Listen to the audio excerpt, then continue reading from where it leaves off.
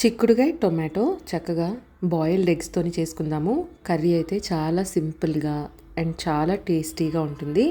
రైస్లోకైనా చపాతీలోకైనా కూడా super combination. కొత్తగా చూసేవాళ్ళు మన ఛానల్ని సబ్స్క్రైబ్ చేసుకోవటం మర్చిపోద్దు. ముందుగా ఆయిల్లోని ఒక చిన్న ఉల్లిపాయ అలాగే 2 పచ్చిమిరపకాయలు వేసి మంచిగా వేయించుకోవాలి. ఇవి కాస్త మగ్గిన తర్వాత చిక్కుడుగాయలు ఆల్రెడీ నేను క్లీన్ చేసి పెట్టుకున్నా. సో ఆ చిక్కుడుగాయలని చక్కగా దీంట్లో వేసేసి మగ్గించుకోవాలండి. మగ్గేటప్పుడే కాస్త సాల్ట్ కూడా వేయాలి. అండ్ ఈ చిక్కుడుగాయల్ని నేను ముందుగా హాట్ వాటర్లో ఉడకపెట్టడం లాంటివి ఏమీ చేయట్లేదు. చూసారు కదా, ఉప్పు పసుపు వేసి మీడియం టు లో ఫ్లేమ్లో పెట్టుకొని చక్కగా మగ్గించుకుంటే బాగా మగ్గిపోతాయి. దాంతోపాటు ఒక 2 టొమాటోలు కూడా వేశాను. ఇదిగోండి, ఇప్పుడు బాగా మగ్గిన తర్వాత చూసారు కదా కలర్ ఎంత బాగా మారిందో.